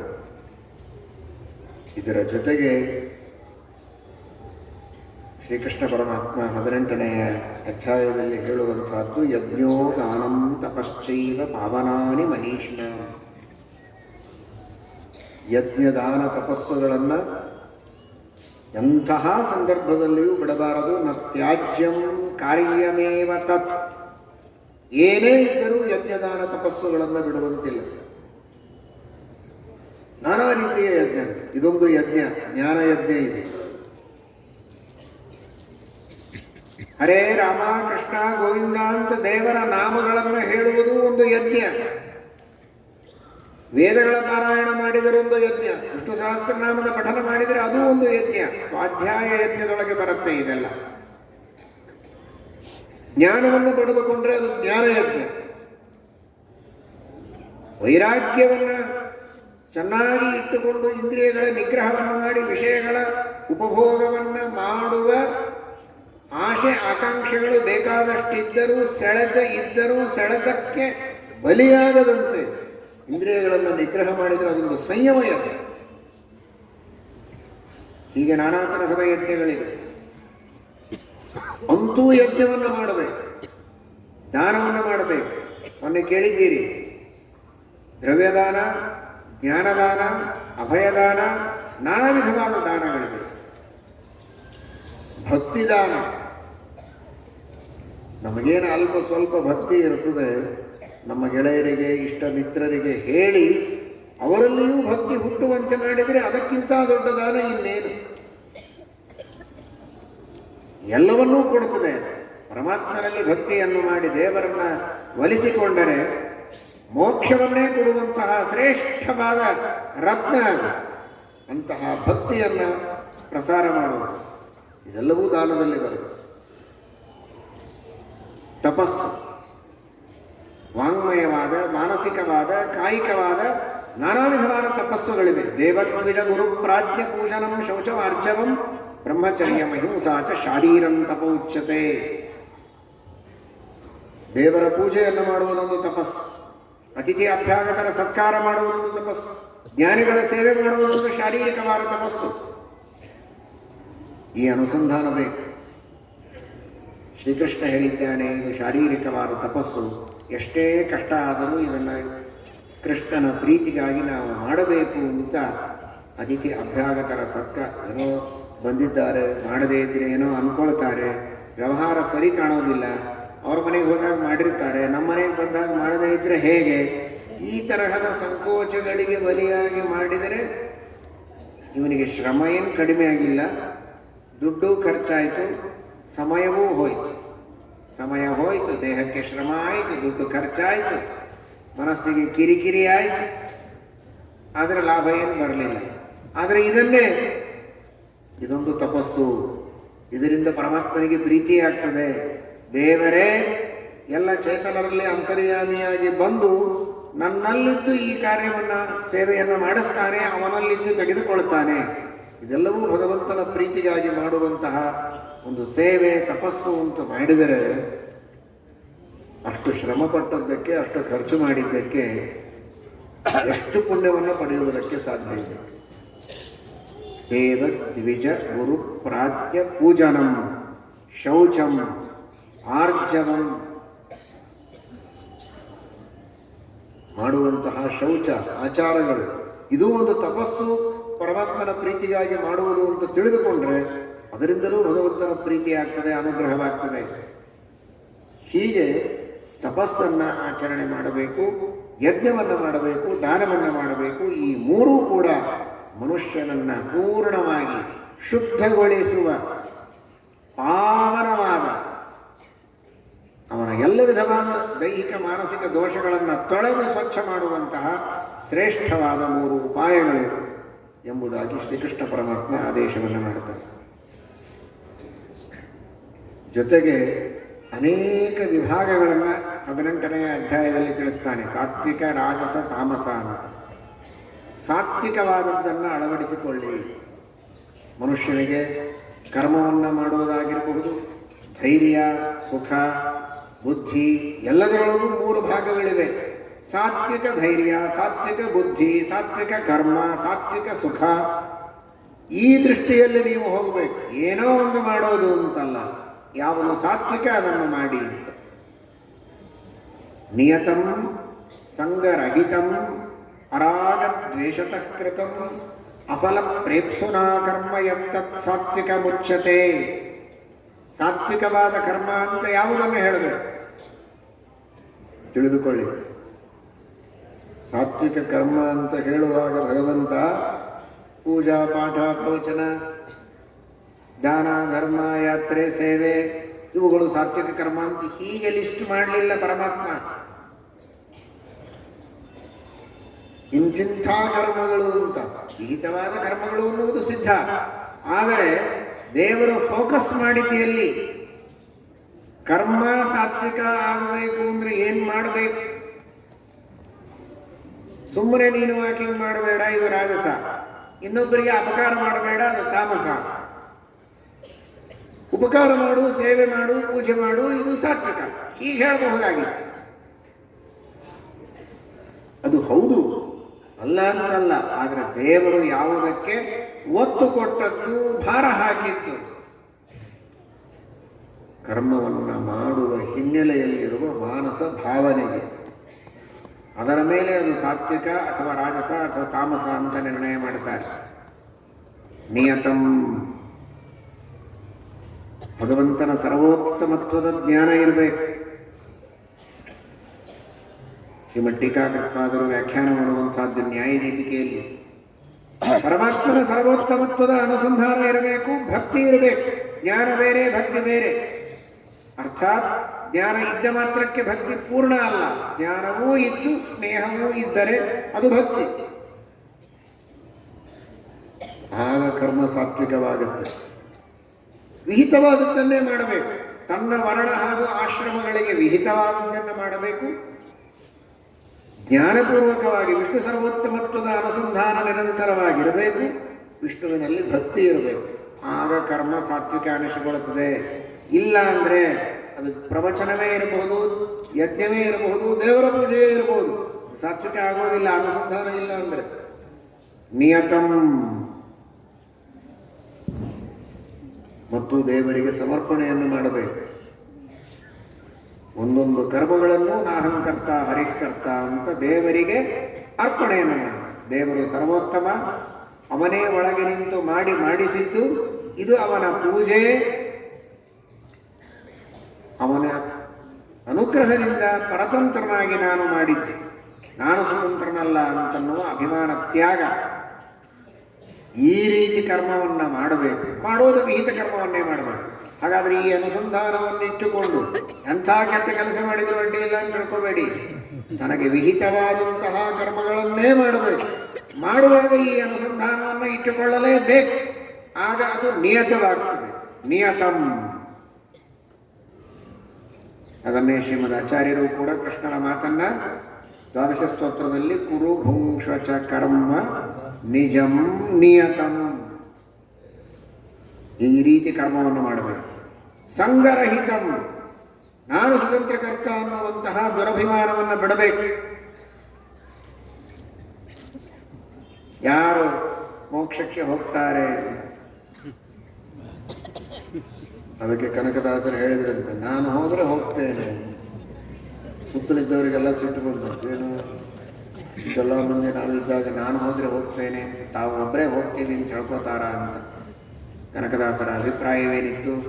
ನಾನು ಅಂದ್ರೆ ತಾನು ಅಂತ ಅವರ ಅಭಿಪ್ರಾಯವಲ್ಲ. ಯಾರಾದರೂ ಮೋಕ್ಷಕ್ಕೆ ಹೋಗ್ಬೋದು, ಯಾವಾಗ ನಾನು ಅನ್ನುವ ಭಾವನೆ ಹೋದರೆ ಮೋಕ್ಷಕ್ಕೆ ಹೋಗ್ತಾರೆ ಅಂತ. ನಾನೊಬ್ಬ ಹೋಗ್ತೇನೆ ಅಂತ ಅರ್ಥ ಅಲ್ಲ. ನಾನು ಎಂಬ ಅಹಂಕಾರ, ನನ್ನದು ಅನ್ನುವ ಮಮಕಾರ, ನಾನು ಸ್ವತಂತ್ರ, ನಾನೇ ಎಲ್ಲವನ್ನ ಮಾಡೋದು, ಇದೆಲ್ಲ ನನ್ನದೇ ವಸ್ತುಗಳು ಅನ್ನುವ ದುರಭಿಮಾನ ಹೋದರೆ ಮೋಕ್ಷಕ್ಕೆ ಹೋಗಬಹುದು ಅಂತ. ಹಾಗಾದರೆ ಅಂತಹ ಸಂಗರಹಿತಂ ಅರಾಗದ್ವೇಷತಃ ಕೃತಂ ಕೀರ್ತಿ ಕಾಮುಕತೆ. ಎಲ್ಲ ಕಡೆಗೆ ನನ್ನ ಹೆಸರು ಬರಬೇಕು, ನಾನೆಲ್ಲಿಯೋ ಮೂಲೆಯಲ್ಲಿ ಉಳಿಯಬಾರದು. ಅಕೀರ್ತಿಯ ದ್ವೇಷ, ಕೀರ್ತಿಯ ರಾಗ. ನನ್ನ ಹೆಸರು ಪ್ರತಿಷ್ಠೆ ಬರಬೇಕು ಅನ್ನುವಂತಹ ಕೀರ್ತಿಯ ರಾಗ, ಅಕೀರ್ತಿಯ ದ್ವೇಷ, ಇನ್ನನೇಕ ತರಹದ ರಾಗದ್ವೇಷಗಳಿಂದ ಒಬ್ಬರ ಮೇಲಿನ ಅಭಿಮಾನ, ಮತ್ತೊಬ್ಬರ ಮೇಲಿನ ದ್ವೇಷ, ಇವುಗಳಿಂದಲ್ಲ ಕರ್ಮಗಳನ್ನು ಮಾಡೋದು. ವಿಷ್ಣು ಪ್ರೇರಣೆಯ ವಿಷ್ಣು ಪ್ರೀತ್ಯರ್ಥ. ಅಕ್ಕಪಕ್ಕದ ಮನೆಯವರು ಬಹಳ ಸೊಕ್ಕಿಗೆ ಬಂದಿದ್ದಾರೆ, ಅವರು ಸೊಕ್ಕು ಮುರಿಬೇಕು, ತೋರಿಸ್ಬೇಕು, ಅವ್ರಿಗೆ ಚಲೋ ಪಾಠ ಕಲಿಸ್ಬೇಕು ಅಂತ ಹೇಳಿ ಅವರು ಹೇಗೆ ತಮ್ಮ ಮಕ್ಕಳ ಮದುವೆ ಮಾಡಿದ್ದಾರೆ ಅಥವಾ ಬೇರೆ ಯಾವುದೋ ಕಾರ್ಯಕ್ರಮ ಮಾಡಿದ್ದಾರೆ, ಅದನ್ನೆಲ್ಲ ನೋಡಿ ಅದರ 4ರಷ್ಟು ಮಾಡಬೇಕು. ಹೊಟ್ಟೆಯಾಗಿ ಉರಿ ಬಿದ್ದಿರಬೇಕು. ಅವರು ಹೀಗೆಲ್ಲ ಮಾತಾಡ್ತಾರೆ ಓಪನ್ ಆಗಿ. ಪರಾಗದ್ವೇಷತಃ ಕೃತಂ, ಅದು ನಿಮ್ಮ ಗುರಿಯೇ ಅಲ್ಲ. ಯಾರು ಶಾಶ್ವತರಾಗಿ ಉಳಿತಾರೆ ಅವರು ಅಲ್ಲ, ನಾವು ಅಲ್ಲ. ಯಾತರ ಖಟಿಪೀಟಿ, ಒಂದು ದಿನ ಹೋಗ್ತಿದ್ದಿಲ್ಲ ಟಿಪೀಟಿ. ಯಾರು ಶಾಶ್ವತರಿದ್ದಾರೆ? ಭಗವಂತನ ಪ್ರೀತಿಗಾಗಿ ನಾವು ಕರ್ಮಗಳನ್ನು ಮಾಡಿದರೆ ಅದು ಶಾಶ್ವತವಾಗಿ ಉಳಿಯುತ್ತದೆ. ಅದರಿಂದ ಬಂದಂತಹ ಪುಣ್ಯ ಆ ಭಗವಂತನೆಂಬ ನಿಧಿಯಲ್ಲಿ ಸುರಕ್ಷಿತವಾಗಿರುತ್ತದೆ. ಜನ್ಮ ಜನ್ಮಾಂತರಗಳಿಗೂ ನಮಗೆ ಅದು ಒದಗಿ ಬರುತ್ತದೆ. ಅದರ ಕಡೆಗೆ ನಮಗೆ ದೃಷ್ಟಿ ಇರಬೇಕೇ ಹೊರತು ರಾಗದ್ವೇಷಗಳಿಂದ ಮಾಡಿದರೆ ಇದೀಗ ಹೇಳಿದಂತೆ ಸಮಯವೂ ಹೋಯಿತು, ಶ್ರಮವೂ ಆಯಿತು, ದುಡ್ಡು ಹೋಯಿತು, ಲಾಭ ಏನು ಬರಲಿಲ್ಲ. ಅವರಿಗೆ ಇನ್ನೊಬ್ಬರು ಹೊಟ್ಟೆಗೆ ಉರಿ ಬೀಳಲಿ ಅಂತ ಮಾಡಿದರೆ ಉರಿ ಬೀಳಬಹುದು, ಅದರ 4ರಷ್ಟು ಉರಿ ನಿನಗೆ ಬೀಳುತ್ತದೆ. ಅದನ್ನು ಇಟ್ಕೊಳ್ಬಾರ್ದು. ಅರಾಗದ್ವೇಷತಃ ಕೃತಂ ಅಫಲ ಪ್ರೇಕ್ಷುನಾ ಕರ್ಮ, ಫಲಾಪೇಕ್ಷೆಯನ್ನು ಮನಸ್ಸಿನಲ್ಲಿ ಇಟ್ಟುಕೊಳ್ಳಬಾರದು. ದೇವರು ಪ್ರಸನ್ನನಾಗಲಿ, ದೇವರ ಪ್ರೀತಿಯಾಗಲಿ ಅಂತ ಮಾತ್ರ ಕರ್ಮವನ್ನು ಮಾಡಿದರೆ ಸಾತ್ವಿಕ ಕರ್ಮ. ನೋಡಿ, ಯಾವ ಕರ್ಮ ಅಂತ ಕರ್ಮದ ಹೆಸರು ಬರಲೇ ಇಲ್ಲ ಇಲ್ಲಿ. ಯಜ್ಞ ಅಂತೂ ಹೇಳಲಿಲ್ಲ, ಯಾಗ ಅಂತೂ ಹೇಳಲಿಲ್ಲ, ಪೂಜೆ ಅಂತೂ ಹೇಗೆ ಅನ್ನೋದನ್ನ ಹೇಳಿದ. ಯಾವುದು ಅನ್ನುವುದನ್ನು ಹೇಳಿದ್ದಾನೆ, ಅದನ್ನು ಮಾತ್ರ ಹೇಳಲಿಲ್ಲ. ನಿಯತಂ ಅನ್ನೋದರೊಳಗೆ ಹೇಳಿದ ವರ್ಣಾಶ್ರಮಗಳಿಗೆ ವಿಹಿತವಾಗಿರಬೇಕು ಅಂತ. ಆದರೆ ಇನ್ನುಳಿದ ಎಲ್ಲ ಶಬ್ದಗಳಿಂದ ಹೇಳಿದ್ದು ಅದು ಹೇಗಿರಬೇಕು ಅಂತ. ಅದು ಸಾತ್ವಿಕ ಕರ್ಮ. ಇಂತಹ ಸಾತ್ವಿಕ ಕರ್ಮಗಳನ್ನು ಮಾಡುವುದಕ್ಕೆ ನಾವೇನಾದರೂ ಪ್ರಯತ್ನವನ್ನು ಮಾಡಿದರೆ ಶ್ರೀಮದ್ ಭಗವದ್ಗೀತೆಯನ್ನು ಕೇಳಿದ್ದು ಸಾಧ್ಯ. ನಿಯತಂ ಸಂಗರಹಿತ. ಇದೇ ರೀತಿ ಸುಖವನ್ನು, ಎಂಥ ಸುಖವನ್ನು ನಾವು ಬಯಸಬೇಕು. ಕೃಷ್ಣ ಹೇಳ್ತಾರೆ, ಯತ್ತದಗ್ರೇ ವಿಷಮಿವ ಪರಿಣಾಮೇ ಅಮೃತೋಪಮಂ ತತ್ ಸುಖಂ ಸಾತ್ವಿಕಂ ಪ್ರೋಕ್ತಂ ಆತ್ಮಬುದ್ಧಿ ಪ್ರಸಾದಜಂ. ಮೊದಲು ತೋರುತ್ತಿದೆ ಮಧುರ ವಿಷಯ ಸುಖ, ಕಡೆಯಲ್ಲಿ ದುಃಖ ಅನೇಕ ನೋಡೋ, ಹರಿಭಜನೆ ಮಾಡೋ ನಿರಂತರ. ಮೊದಲು ಸುಖ ಆಗ್ತದೆ ಅಂತ ಅಧರ್ಮದ ಮಾರ್ಗಕ್ಕೆ, ಅನ್ಯಾಯದ ಮಾರ್ಗಕ್ಕೆ ನಾವು ಹೋಗಬಾರದು.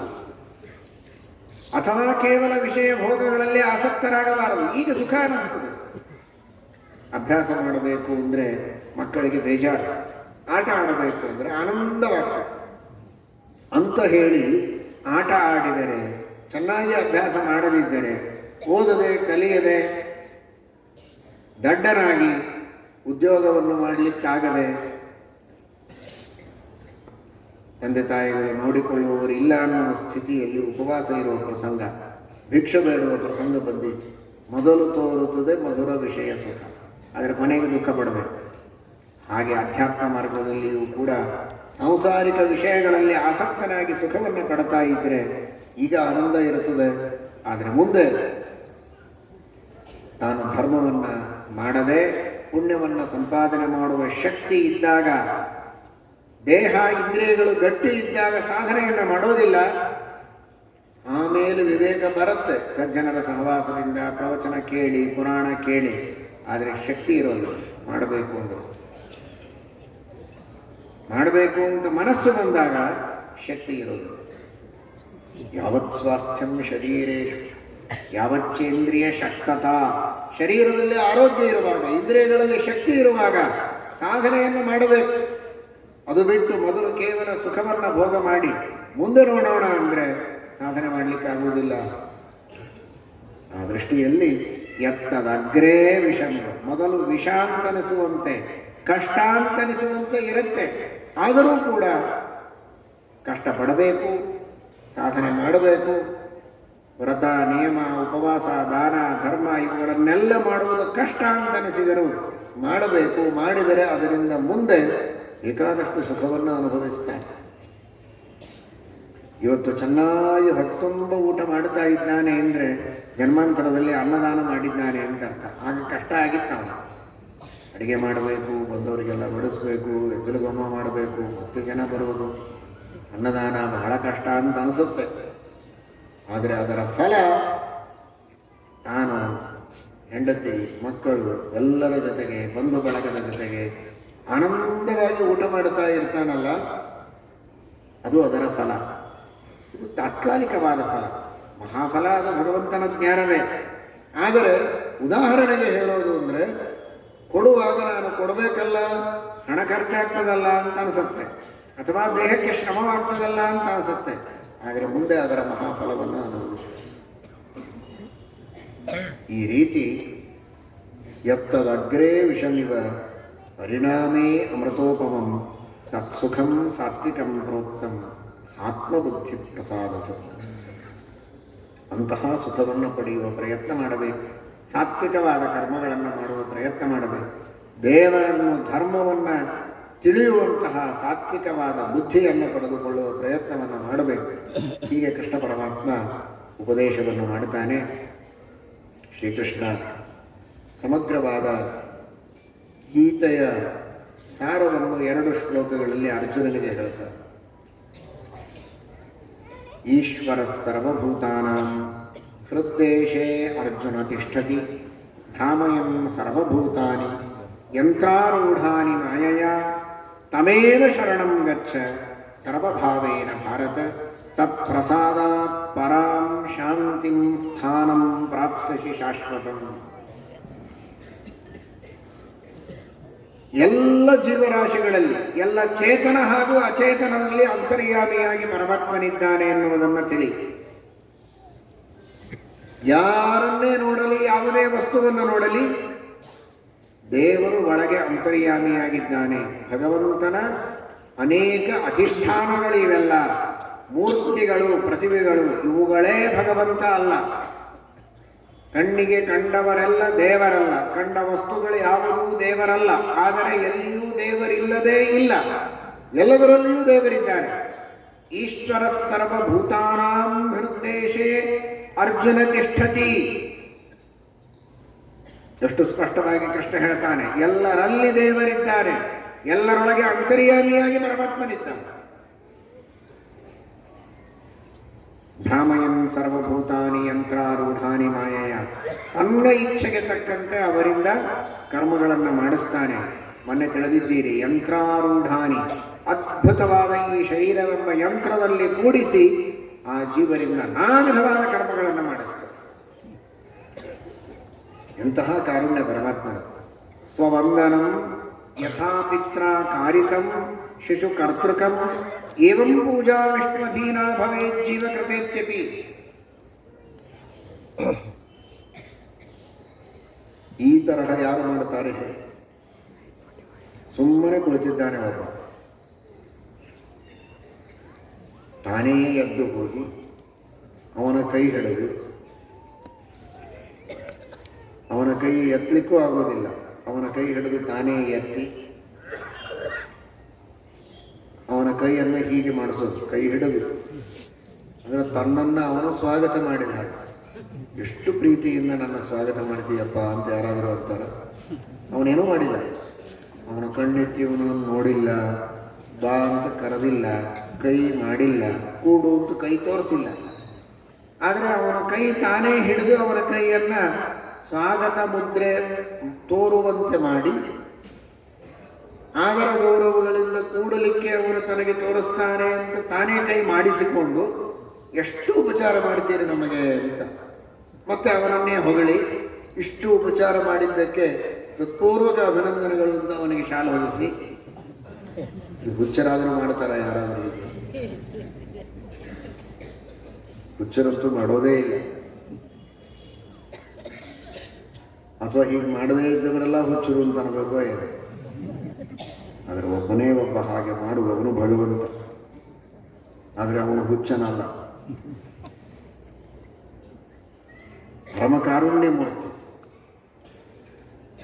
ನಮ್ಮೊಳಗಿದ್ದು ದೇವರನ್ನ ಕಣ್ತೆಗೆದು ದೇವರ ಮೂರ್ತಿಗಳನ್ನು ನೋಡುವಂತೆ ಮಾಡುವವನು ಅವನೇ. ಕಣ್ತರಿಸಿ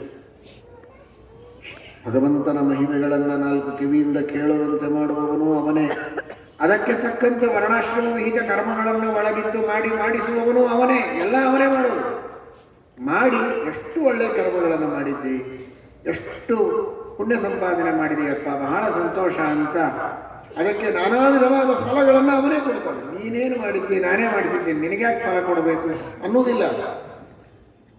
ತಾನೇ ಒಳಗಿದ್ದು ಮಾಡಿಸಿ ಫಲವನ್ನು ನಮಗೆ ಕೊಡ್ತಾನೆ. ಏನೂ ತಿಳಿಯದ ಮಕ್ಕಳನ್ನು ಎತ್ತಿಕೊಂಡು ತಾವೇ ತಮ್ಮ ಕಾಲಿಗೆ ನಮಸ್ಕಾರ ಮಾಡಿಸಿಕೊಂಡು ತಂದೆ ತಾಯಿಗಳು ಆಶೀರ್ವಾದವನ್ನು ಮಾಡುತ್ತಾರೆ. ಆ ಮಗು ತಿಳುವಳಿಕೆಯಿಂದ ಮಾಡಿಲ್ಲ, ನಾವೇ ನಮಸ್ಕಾರ ಮಾಡಿಸಿಕೊಂಡಿದ್ದು, ಯಾಕೆ ಆಶೀರ್ವಾದ ಮಾಡಬೇಕು ಅನ್ನೋದಿಲ್ಲ. ಅಷ್ಟೇ ಪ್ರೀತಿಯಿಂದ ಆಶೀರ್ವಾದ ಮಾಡ್ತಾರೆ ಅನ್ನೋದಕ್ಕೆ ಮಕ್ಕಳು ಬೆಳೀತಾರೆ. ಹಾಗೆ ಭಗವಂತ ತಾನೇ ಒಳಗಿದ್ದು ಎಲ್ಲವನ್ನ ಮಾಡಿಸಿ ಯಂತ್ರಾರೂಢಾನಿ ಮಾಯಯ, ಮಾಯಾ ಅನ್ನೋ ಶಬ್ದಕ್ಕೆ ಇಚ್ಛೆ ಜ್ಞಾನ ಅಂತ ಅರ್ಥ ಇದೆ. ತನ್ನ ಜ್ಞಾನದಿಂದ, ತನ್ನ ಇಚ್ಛೆಯಿಂದ. ಮಾಯಾ ಅನ್ನೋ ಶಬ್ದಕ್ಕೆ ಅನೇಕ ಜನರು ಅನೇಕ ರೀತಿಯ ತಪ್ಪು ಅರ್ಥಗಳನ್ನು ಮಾಡಿಕೊಳ್ತಾರೆ. ಇದೆಲ್ಲ ಮಾಯೆ ಅಂತ, ಇದೆಲ್ಲ ಮಾಯೆ ಅಂತ ಹೇಳಿಬಿಟ್ರೆ ಏನೋ ಒಂದು ಆನಂದ ಆ ಶಬ್ದ ಕೇಳುವುದರೊಳಗೆ. ಆದರೆ ಪ್ರಾಚೀನವಾದಂತಹ ವೈದಿಕ ನಿಘಂಟುವಿನಲ್ಲಿ ಮಾಯಾ ವಯುನಂ ಜ್ಞಾನಂ, ಮಾಯಾ ಎಂಬ ಶಬ್ದಕ್ಕೆ ಜ್ಞಾನ ಅಂತ ಅರ್ಥ ಇದೆ. ಮಹಾಮಾಯೇತ್ಯ ವಿದ್ಯೇತಿ ನಿಯತಿರ್ ಮೋಹಿನೀತಿ ಚ ಪ್ರಕೃತಿರ ವಾಸನೇತ್ಯೇವ ತವೇಚ್ಛಾನಂತ ಕಥ್ಯತೆ. ಮಾಯಾ ಎಂಬ ಶಬ್ದಕ್ಕೆ ಭಗವಂತನ ಇಚ್ಛೆ ಅಂತ ಅರ್ಥ ಇದೆ. ಅದನ್ನು ತಿಳಿಯದೆ ಮಾಯಾ ಅನ್ನುವ ಶಬ್ದಕ್ಕೆ ಯಾವುದೋ ಒಂದು ಐಂದ್ರಜಾಲಿಕವಾದ ಮಾಯೆ, ಇಲ್ಲದಿದ್ದದ್ದನ್ನು ಸುಮ್ಮನೆ ತೋರಿಸುವಂತಹ ಒಂದು ಮಾಯೆ, ಮ್ಯಾಜಿಕ್ ಅಂತನ್ನುವ ಅರ್ಥದೊಳಗೆ ಅದನ್ನು ಸರ್ವಥಾ ತಿಳಿಯಬಾರದು. ಮಾಯೆಯ ತನ್ನ ಅದ್ಭುತವಾದ ಜ್ಞಾನ, ತನ್ನ ಸಂಕಲ್ಪ ಶಕ್ತಿ, ತನ್ನ ಇಚ್ಛಾಶಕ್ತಿಯಿಂದ ಪರಮಾತ್ಮ ಎಲ್ಲ ಜೀವರಿಂದ ಅನಂತ ಕರ್ಮಗಳನ್ನು ಮಾಡಿಸ್ತಾನೆ. ಅದಕ್ಕೆ ತಕ್ಕ ಫಲಗಳನ್ನು ಕೊಡ್ತಾನೆ. ಅಂತಹ ಸರ್ವಪ್ರೇರಕನಾದ ಸರ್ವಾಂತರ್ಯಾಮಿಯಾದ ಭಗವಂತನಿಗೆ ಶರಣು ಹೋಗು. ಅವನು ಯಾರಲ್ಲ, ನಾನೇ. ಮಾಮೇವ ಶರಣಂ ತಮೇವ ಶರಣಂ ಗಚ್ಚ ಅಂತ ಇಲ್ಲಿ ಹೇಳ್ತಾನೆ. ಸರ್ವಧರ್ಮಾನ್ ಪರಿತ್ಯಜ್ಯ ಮಾಮೇವ ಶರಣಂ ವ್ರಜ ಅಂತ ಮುಂದೆ ಹೇಳ್ತಾನೆ. ಎರಡೂ ಜೋಡಿಸಿದರೆ ತಮೇವ ಶರಣಂ ಗಚ್ಚ ಮಾಮೇವ ಶರಣಂ ಗಚ್ಚ ಅಂದ್ರೆ ಆ ಈಶ್ವರನೇ ನಾನು, ನನಗೆ ಶರಣು ಬಾ. ತತ್ಪ್ರಸಾದ ಪರಾಂ ಶಾಂತಿಂ ಸ್ಥಾನಂ ಪ್ರಾಪ್ಸತಿ ಶಾಶ್ವತಂ. ಶರಣಾಗತಿಯಿಂದ ಉತ್ತಮವಾದ ಸ್ಥಾನವನ್ನು, ಮೋಕ್ಷವನ್ನು ನೀನು ಹೊಂದುತ್ತೀಯ. ಶ್ರೀಮದ್ ಆಚಾರ್ಯರು ಬಹಳ ಸುಂದರವಾಗಿ ಇದಕ್ಕೆ ವ್ಯಾಖ್ಯಾನ ಮಾಡುತ್ತಾರೆ. ಏನು ದೇವರಿಗೆ ಶರಣ ಹೋಗೋದು ಅಂದ್ರೆ ಏನು? ಶರಣಾಗತಿಯಿಂದ ಮೋಕ್ಷ. ಶರಣಾಗತಿ ಅಂದ್ರೆ ಏನು? ಅದೇ ಗೊತ್ತಾಗುವುದಿಲ್ಲ. ಗೀತೆಗೆ ಶ್ರೀಮದಾಚಾರ್ಯರ ವ್ಯಾಖ್ಯಾನ ಎಷ್ಟು ಅವಶ್ಯಕ ಅನ್ನೋದನ್ನು ನಾವು ತಿಳಿದುಕೊಳ್ಳಬೇಕು. ಅದಕ್ಕೆ ಪ್ರಮಾಣ ವಚನವನ್ನು ಕೊಟ್ಟು ಆಚಾರ್ಯರು ವ್ಯಾಖ್ಯಾನ ಮಾಡುತ್ತಾರೆ. ಸರ್ವೋತ್ತಮತ್ವ ವಿಜ್ಞಾನ ಪೂರ್ವಂ ತತ್ರ ಮನಸ್ಸದಾ ಸರ್ವಾಧಿಕ ಪ್ರೇಮಯುಕ್ತಂ ಸರ್ವಸ್ಯಾತ್ರ ಸಮರ್ಪಣಂ ಅಖಂಡ ತ್ರಿವಿಧಾ ಪೂಜಾ ತದ್ರತ್ಯೈವ ಸ್ವಭಾವತಃ ರಕ್ಷತಿ ಇತ್ಯೇವ ವಿಶ್ವಾಸಃ ತದೀಯೋಹಮಿತಿ ಸ್ಮೃತಿ ಶರಣಾಗತಿರೇಷಾ ಸ್ಯಾತ್ ವಿಷ್ಣು ಮೋಕ್ಷ ಫಲಪ್ರದ. ದೇವಾ ನಿನಗೆ ಶರಣು ಬಂದೆ ಅಂತ ಅಂದ ಮಾತ್ರಕ್ಕೆ ಶರಣಾಗತಿಯಲ್ಲ. ಶರಣು ಬಂದೆ ಅಂತ ಅನಬೇಕು, ಶರಣಂ ಪ್ರಪನ್ನ ಅಂತ ಹೇಳಬೇಕು. ಆದರೆ ಹೇಳಿದರೆ ಮುಗಿಯಲಿ. ದೇವರನ್ನ ಸರ್ವೋತ್ತಮ ಅಂತನ್ನುವ ಚಿಂತನವನ್ನು ನಿರಂತರವಾಗಿ ಮಾಡ್ತಾ ಇರಬೇಕು. ಸರ್ವೋತ್ತಮತ್ವ ವಿಜ್ಞಾನ ಪೂರ್ವಂ ತತ್ರ ಮನಸ್ಸದಾ, ನಿರಂತರವಾಗಿ ಭಗವಂತನನ್ನು ಸರ್ವೋತ್ತಮ ಅನ್ನುವ ಅನುಸಂಧಾನ ಮಾಡ್ತಾ ಇರಬೇಕು ಮನಸ್ಸಿನಲ್ಲಿ. ಎಷ್ಟು ದೊಡ್ಡದಾಗಿದೆ ನೋಡಿ ಶರಣಾಗತಿ ಅಂತ. ನಾವು ದೇವರನ್ನು ಸರ್ವೋತ್ತಮ ಅಂತ ಒಪ್ಪಿದ್ದೇವೆ, ನಮಗೆ ಅದರ ಬಗ್ಗೆ ಯಾವುದೇ ತಕರಾರಿಲ್ಲ ಅಂತ ಕೆಲವರು ಅಂತಾರೆ. ನಿನ್ನ ತಕರಾರಿಗೆ ಯಾರು ಮಹತ್ವ ಕೊಡ್ತಾರೆ? ತಕರಾರು ಮಾಡೋದಿಲ್ಲ ಅನ್ನೋದು ಒಂದು ಸಂತೋಷದ ವಿಷಯ. ಆದರೆ ತತ್ರ ಮನಸ್ಸದಾ, ನಿರಂತರವಾಗಿ ದೇವರನ್ನು ಸರ್ವೋತ್ತಮ ಸರ್ವೋತ್ತಮ ಸರ್ವೋತ್ತಮ ಅಂತ ಮನಸ್ಸಿನಲ್ಲಿ ನಾವು ಚಿಂತನೆ ಮಾಡ್ತಾ ಇರಬೇಕು. ಬರೀ ಸರ್ವೋತ್ತಮ ಅಂತ ತಿಳಿದರಲ್ಲ, ಸರ್ವಾಧಿಕ ಪ್ರೇಮಯುಕ್ತ, ಅತಿಯಾದ ಪ್ರೇಮವನ್ನು ಪರಮಾತ್ಮನಲ್ಲಿ ಮಾಡಬೇಕು. ಏನದು ಅತಿಯಾದ ಪ್ರೇಮ ಅಂದ್ರೆ? ಸರ್ವಾಧಿಕ ಪ್ರೇಮ ಅಂದ್ರೆ ಅದನ್ನೇ ಬಿಡಿಸಿ ಹೇಳ್ತಾರೆ ಟೀಕಾಕೃತ್ಪಾದರು. ಸ್ವಾತ್ಮಾತ್ಮೀಯ ಸಮಸ್ತ ವಸ್ತುಭ್ಯ ಅನೇಕ ಗುಣಾಧಿಕ. ಪ್ರಪಂಚದಲ್ಲಿ ಮನುಷ್ಯನಿಗೆ ಅನೇಕ ವಸ್ತುಗಳ ಮೇಲೆ ಪ್ರೀತಿ ಇರುತ್ತದೆ, ಅದರಲ್ಲಿ ತಾರತಮ್ಯ ಇರ್ತದೆ. ಎಲ್ಲರ ಮೇಲೂ ಕೆಲವರು ಪ್ರೀತಿ ಮಾಡ್ತಾರೆ, ಆದರೂ ತನ್ನ ಮಕ್ಕಳ ಮೇಲೆ ವಿಶೇಷ ಪ್ರೀತಿಯನ್ನು ಮಾಡ್ತಾನೆ. ಎಲ್ಲರಿಗಿಂತಲೂ ಹೆಚ್ಚು ಪ್ರೀತಿ ತಾನು ತನ್ನ ಮೇಲೆ ಮಾಡ್ತಾನೆ ಮನುಷ್ಯ. ತನಗಾಗಿ ಎಲ್ಲರೂ ಬೇಕು. ಎಲ್ಲರಿಗಿಂತಲೂ ಹೆಚ್ಚು ಪ್ರೀತಿ ಮನುಷ್ಯನಿಗೆ ಯಾರ ಮೇಲೆ ಅಂದರೆ ತನ್ನ ಮೇಲೆ. ಆದರೆ ತನಗಿಂತಲೂ ಹೆಚ್ಚು ಪ್ರೀತಿಯನ್ನು ದೇವರಲ್ಲಿ ಮಾಡಬೇಕು ಅಂತ ಹೇಳ್ತಾರೆ. ಸ್ವಾತ್ಮಾತ್ಮೀಯ ಸಮಸ್ತ ವಸ್ತುಭ್ಯ, ತನ್ನ ಮೇಲೆ ಮಾಡುವ ಪ್ರೀತಿಗಿಂತಲೂ ದೇವರ ಮೇಲೆ ಹೆಚ್ಚು ಪ್ರೀತಿಯನ್ನು ಮಾಡಬೇಕು ಅಂತ. ಆಗ ಅದು ನಿಜವಾದ ಭಕ್ತಿ ಆಗ್ತದೆ. ಅಂತಹ ಭಕ್ತಿಯನ್ನು ಪರಮಾತ್ಮನಲ್ಲಿ ಮಾಡಬೇಕು. ಸರ್ವಾಧಿಕ ಪ್ರೇಮಯುಕ್ತ. ಅದಕ್ಕೆ ಕಾರಣ ಕೊಡ್ತಾರೆ ಶ್ರೀಮದಾಚಾರ್ಯ. ಜಗತ್ತಿನಲ್ಲಿ ಈ ಪ್ರೀತಿ ಅನ್ನುವ ವಸ್ತುವನ್ನು ಕೊಟ್ಟದ್ದೇ ದೇವರು. ಪ್ರಿಯಕೃತ್ ಪ್ರೀತಿ ವರ್ಧನಃ. ಗಂಡ ಹೆಂಡತಿ, ತಂದೆ ತಾಯಿ, ಮಕ್ಕಳು, ಗುರುಗಳು, ಶಿಷ್ಯರು, ರಾಜರು, ಪ್ರಜೆಗಳು, ದೇಶ ಕೋಶ, ನಾನಾ ವಿಧವಾದ ಅಭಿಮಾನಗಳನ್ನು, ಪ್ರೀತಿ ವಿಶ್ವಾಸಗಳನ್ನು ಪ್ರಪಂಚದಲ್ಲಿ ಬೀಜ ಬಿತ್ತಿದವನೇ ದೇವರು. ಇದೇ ಕಾರಣಕ್ಕಾಗಿ ಭಗವಂತನನ್ನು ತಿಳಿಯಬೇಕು ಅಂತ ಯಾಜ್ಞವಲ್ಕ್ಯರು ಮೈತ್ರೇಯಿಗೆ ಉಪದೇಶ ಮಾಡುತ್ತಾರೆ. ನವಾ ಅರೇ ಪತ್ಯುಃ ಕಾಮಾಯ ಪತಿಃ ಪ್ರಿಯೋ ಭವತಿ, ಆತ್ಮನಸ್ತು ಕಾಮಾಯ ಪತಿಃ ಪ್ರಿಯೋ ಭವತಿ. ನವಾ ಅರೇ ಜಾಯಾಯಿ ಕಾಮಾಯ ಜಾಯಾ ಪ್ರಿಯ ಭವತಿ, ಆತ್ಮನಸ್ತು ಕಾಮಾಯ ಜಾಯಾ ಪ್ರಿಯ ಭವತಿ. ಹೀಗೆ ಹೇಳ್ತಾ ಆತ್ಮ ಮಾ ಅರೇ ದ್ರಷ್ಟವ್ಯ ಶ್ರೋತವ್ಯೋ ಮಂತವ್ಯೋ ನಿಧಿಧ್ಯಾಸಿತವ್ಯ ಅಂತ. ದೇವರು ಸೃಷ್ಟಿ ಮಾಡಿದ್ದು ಪ್ರಪಂಚದೊಳಗೆ ಬೇಕಾದಷ್ಟಿದೆ. ನದಿಗಳನ್ನು ಸೃಷ್ಟಿ ಮಾಡಿದ, ಪರ್ವತಗಳನ್ನು ಸೃಷ್ಟಿ ಮಾಡಿದ, ಭೂಮಿಯನ್ನು ಸೃಷ್ಟಿ ಮಾಡಿಕೊಟ್ಟ, ಗಿಡಮರಗಳನ್ನು ಕೊಟ್ಟ, ದೇಹವನ್ನು ಕೊಟ್ಟ. ಇದೆಲ್ಲ ಕೊಟ್ಟದ್ದಕ್ಕೆ ಆ ಪರಮಾತ್ಮನ ಜಿಜ್ಞಾಸೆಯನ್ನು ಮಾಡಿ ದೇವರನ್ನು ತಿಳಿ ಅಂತ ಮೈತ್ರೇಯಿಗೆ ಯಾಜ್ಞವಲ್ಕ್ಯರು ಹೇಳಲಿಲ್ಲ. ಪ್ರೀತಿ ಎಂಬ ವಸ್ತುವನ್ನು ದೇವರು ಕೊಟ್ಟ, ಅದಕ್ಕಾಗಿ ದೇವರನ್ನು ತಿಳಿ ಅಂತ ಹೇಳ್ತಾರೆ. ದೇವರು ಮಾಡಿದಂತಹ ದೊಡ್ಡ ವಸ್ತು. ಯಾಕಂದ್ರೆ ಎಲ್ಲ ಇದ್ದು ಏನೂ ಇಲ್ಲದೆ ಇದ್ದ ಹಾಗೆ, ಆ ಒಂದು ವಸ್ತು ಇಲ್ಲ ಅಂದ್ರೆ ಅಂತಹ ದೊಡ್ಡ ವಸ್ತು.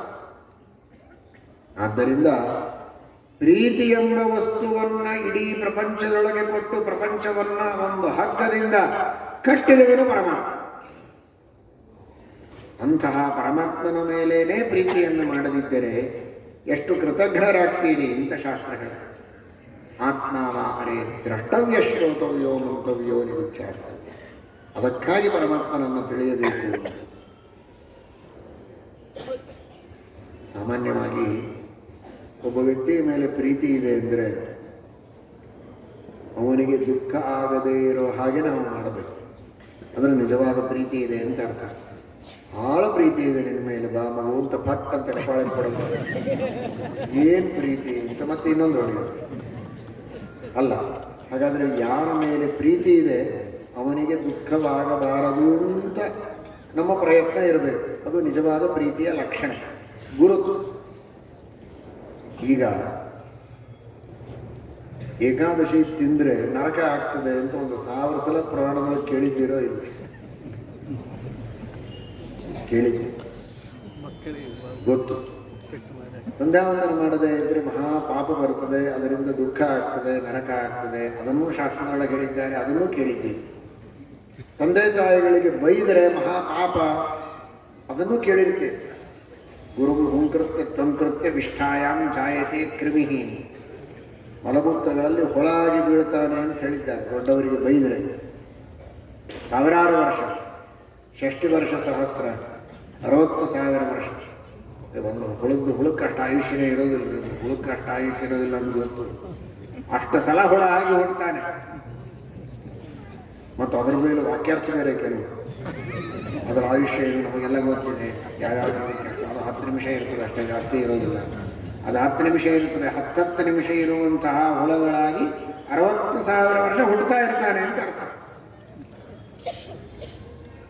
ಇಷ್ಟೆಲ್ಲ ದುಃಖಗಳಿವೆ, ಕಷ್ಟಗಳಿವೆ ಅಂತ ಗೊತ್ತಿದೆ, ಆದರೂ ಬೈಯೋದು ಬಿಡ್ತಾನೆ, ಏಕಾದಶಿ ತಿನ್ನೋದು ಬಿಡ್ತಾನೆ? ಬಿಡೋದಿಲ್ಲ. ಹಾಗಾದ್ರೆ ಏನರ್ಥ? ಇದನ್ನೆಲ್ಲ ಮಾಡಿದರೆ ನನಗೆ ದುಃಖವಾಗ್ತದೆ ಅಂತ ಗೊತ್ತಿದ್ರೂ ಮಾಡ್ತಾನೆ ಅಂದ್ರೆ ತನ್ನ ಮೇಲೆ ತನಗೆ ಪ್ರೀತಿ ಇದೆ ಅಂತ ಹೇಳಬೇಕಾ? ಯಾರ ಮೇಲೆ ಪ್ರೀತಿ ಇದೆ ಅವನಿಗೆ ದುಃಖ ಆಗೋ ಹಾಗೆ ಮಾಡಬಾರದು ತಾನೆ. ನಿನ್ನ ಮೇಲೆ ನಿನಗೆ ಪ್ರೀತಿ ಇದ್ರೆ ನಿನಗೆ ದುಃಖ ಆಗೋ ಹಾಗೆ ನೀನು ಯಾಕೆ ಮಾಡ್ತೀಯ? ಹಾಗಾದ್ರೆ ನಿನ್ನ ಮೇಲೆ ನಿನಗೆ ಪ್ರೀತಿ ಇಲ್ಲ ಅಂತ ಅರ್ಥ. ನಿನ್ನ ಮೇಲೆ ನೀನು ಪ್ರೀತಿ ಮಾಡುವಂತೆ ಆಗಬೇಕು ಅಂತಾದರೂ ದೇವರು ಕೊಡಬೇಕಾ ಪ್ರೀತಿಯನ್ನ. ತಸ್ಯಾಪಿ ಪ್ರಿಯತಾಂ ಹರಿಹಿ ಆಪಾದಯೇ. ಭಾಗವತ ತಾತ್ಪರ್ಯದಲ್ಲಿ ಆಚಾರ್ಯ ಹೇಳ್ತಾರೆ, ಸರ್ವತೋಪಿ ಪ್ರಿಯೋಹ್ಯಾತ್ಮ ತಸ್ಯಾಪಿ ಪ್ರಿಯತಾಂ ಹರಿಹಿ ಆಪಾದಯೇ. ತನಗೆ ತಾನು ಪ್ರಿಯ ಅಂತ ಮಾಡಬೇಕಾದದ್ದು ದೇವರು. ಇಲ್ಲಾಂದ್ರೆ ನನಗೆ ನಾನು ಅಪ್ರಿಯನಾಗ್ತೇನೆ. ಇದೇನು ಸುಳ್ಳು ಹೇಳ್ತೀರ? ನನಗೆ ನಾನು ಅಪ್ರಿಯ ಆಗ್ಲಿಕ್ಕೆ ಸಾಧ್ಯವೇ ಇಲ್ಲ. ಅದರ ಲಕ್ಷಣ ಇದೆ. ನನಗೆ ನಾನು ಅಪ್ರಿಯ ಅಂತ ಆಗಿದ್ದಿಲ್ಲ ಅಂದ್ರೆ ನನಗೆ ದುಃಖ ಆಗುವ ಕಾರ್ಯಗಳನ್ನು ನಾನು ಮಾಡ್ಕೋಬಾರ್ದು. ಅದನ್ನು ಪ್ರತಿಯೊಬ್ಬ ಮನುಷ್ಯ ಮಾಡ್ತಾನೆ, ಆಸ್ತಿಕನಾದ ಮನುಷ್ಯನೂ ಮಾಡ್ತಾನೆ. ಹಾಗಾದರೆ ಆ ಸಂದರ್ಭದಲ್ಲಿ ದೇವರು ಅವನಿಗೆ ಅವನು ಪ್ರಿಯನಾಗದೇ ಇರುವಂತೆ ಮಾಡಿದ್ದಾನೆ ಅಂತ ಅರ್ಥ. ಎಷ್ಟರ ಮಟ್ಟಿಗೆ ಸೂಕ್ಷ್ಮವಾದ ಚಿಂತನವನ್ನು ಆಚಾರ್ಯರು ನಡೆಸ್ತಾರೆ ನೋಡಿ. ಹಾಗಾದರೆ ತನಗೆ ತಾನು ಪ್ರಿಯನಾಗುವಂತೆ ಮಾಡಿದವನೂ ದೇವರು, ಇನ್ನೊಬ್ಬರು ತನಗೆ ಪ್ರಿಯರಾಗುವಂತೆ ಮಾಡಿದವನೂ ದೇವರು. ಇಂಥ ದೇವರ ಮೇಲೂ ನೀವು ಪ್ರೀತಿ ಮಾಡೋದಿಲ್ಲ ಅಂದ್ರೆ ಎಂಥ ಕೃತಜ್ಞರು. ಯತ್ ಸಂಪರ್ಕಾತ್ ಪ್ರಿಯ ಆಸನ್ ತತಃ ಕೋನ್ವ ಪರಪ್ರಿಯ. ಆದ್ದರಿಂದ ಭಗವಂತನಲ್ಲಿ ಪ್ರೀತಿಯನ್ನ ಮಾಡಿ ಸರ್ವಾಧಿಕ ಪ್ರೇಮಯುಕ್ತಂ ಸರ್ವಸ್ಯಾತ್ರ ಸಮರ್ಪಣಂ. ಮಾಡಿದ ಪ್ರತಿಯೊಂದು ಕರ್ಮಗಳನ್ನು ದೇವರಿಗೆ ಅರ್ಪಣೆ ಮಾಡಿ ಮನಸ್ಸು ಮಾತು ಕೃತಿ ಮೂರರಿಂದಲೂ ಭಗವಂತನಿಗೆ ನಿಷ್ಕಾಮವಾಗಿ ಪೂಜೆಯನ್ನ ಮಾಡಿ ಅಖಂಡ ತ್ರಿವಿಧ ಪೂಜಾ ತದ್ರತ್ತೀವ ಸ್ವಭಾವತಃ. ನಾನು ಮಾಡಿದ ಅಲ್ಪ ಸೇವೆಯಿಂದ ಪ್ರಸನ್ನನಾದ ದೇವರು ನನಗೆ ಫಲ ಕೊಟ್ಟೇ ಕೊಡ್ತಾನೆ, ಕೈ ಬಿಡೋದಿಲ್ಲ ಅನ್ನುವ ವಿಶ್ವಾಸ. ರಕ್ಷತೀತ್ಯೇವ ವಿಶ್ವಾಸ. ತದೀಯೋಹಮಿತಿ ಸ್ಮೃತಿ. ನಾನು ದಾಸ, ಅವನು ಸ್ವಾಮಿ.